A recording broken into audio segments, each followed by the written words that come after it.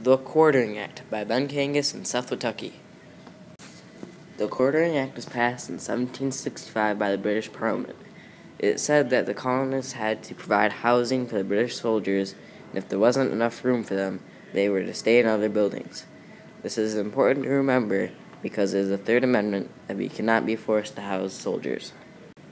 There was a lot of tension between the British and the colonists at that time. The Sugar and Currency Acts had just been passed, and the colonists were starting to act together as a country. The Quartering Act was passed because the British had noticed that the colonists did not want to pay for the housing and feeding of British troops. In 1766, 1,500 British soldiers arrived in New York City, but the colonists refused to house them. The British were forced to stay on their ships. In retaliation for this, Parliament suspended New York's legislature in 1767 and 1769.